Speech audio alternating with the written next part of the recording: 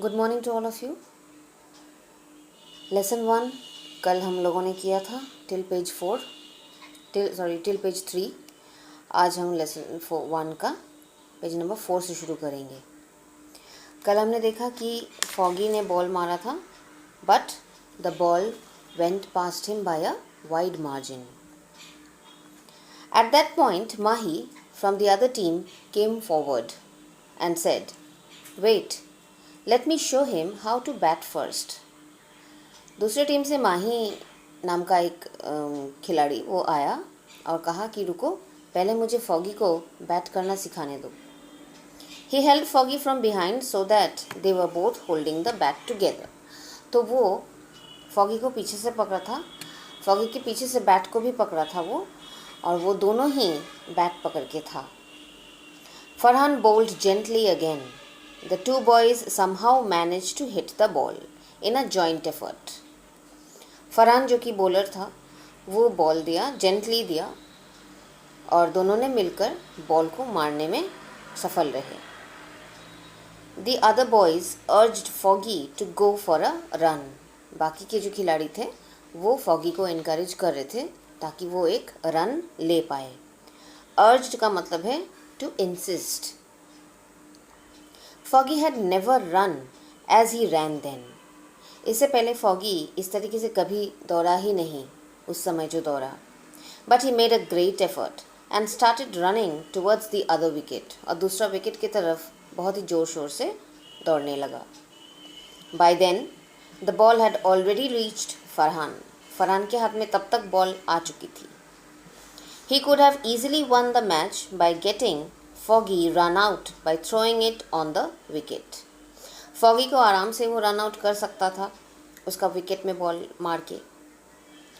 Foggy was not even halfway to the other side. Foggy आधा रास्ता भी नहीं पहुंचा था। But he deliberately threw it towards Misha, much harder than required. लेकिन फरहान जो है वो फॉगी की तरफ बॉल नहीं फेंका, जानबूझ के वो मिशा की तरफ बॉल फेंका, और काफ़ी ज़ोर से। And therefore much beyond his reach, ताकि वो उसका पहुंच से काफ़ी बाहर था। मिशा टुक द क्यू। क्यू का मतलब यहाँ पे है हिंट और इंटीमेशन। मिशा को समझ आ गया कि फॉगी को आउट ना करने के चक्कर में ही फरहान ने इधर बॉल फेंका।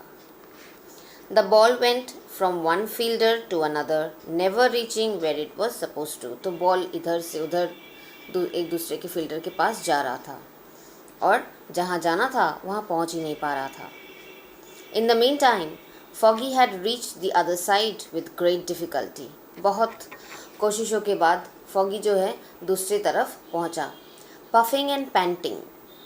पफिंग मीनिंग लिखिए, shortness of breath, shortness of breath.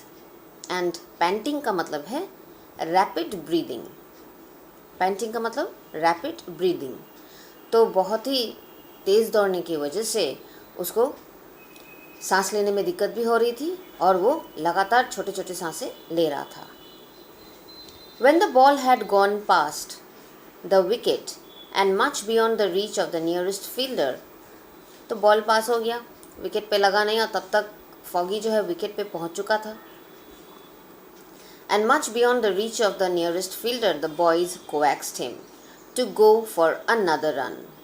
तो जब तक वो इस विकेट तक पहुंचा तो बच्चे जो है उसे और इनकरेज कर रहे एक और रन लेने के लिए। आपको याद होगा कि 2 रन बाकी थे जीतने के लिए।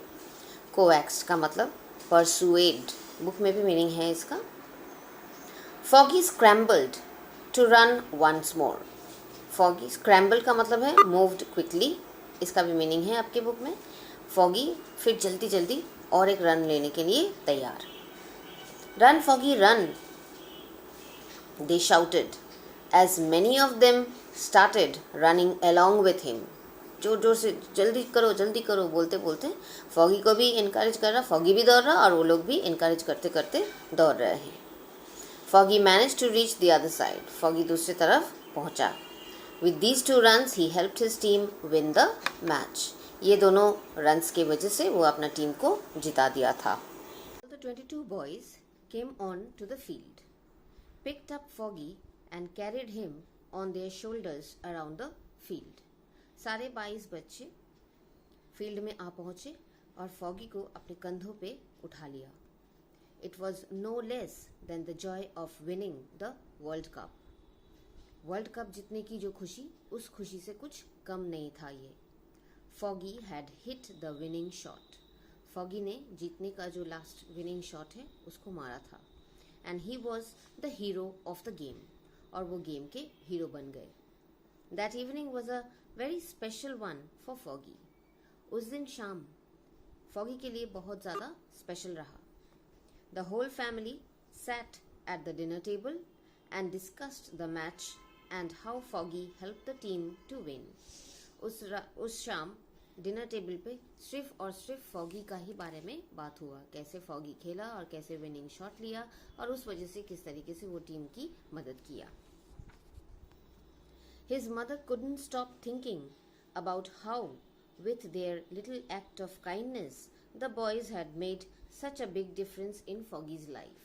उसकी माँ ये हमेशा सोची जा रही थी कि किस तरीके से उन बच्चों ने अपना काइंडनेस दिखा के फॉगी की जिंदगी को बदल दिया. And how they have made a difference in Foggy's life.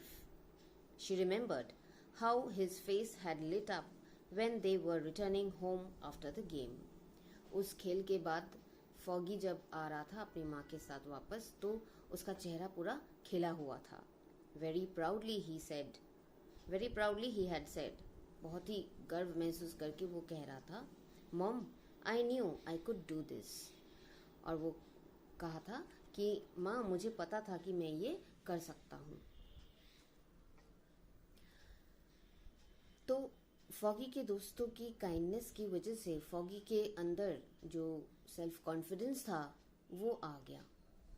And he was very confident that he was not a different child but he was like the other children.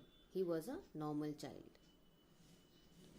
तो आपने देखा कि उसके दोस्तों की वजह से वो उसका लाइफ में कितना चेंजेस आ गए, कितने डिफरेंट हो गया उसका लाइफ.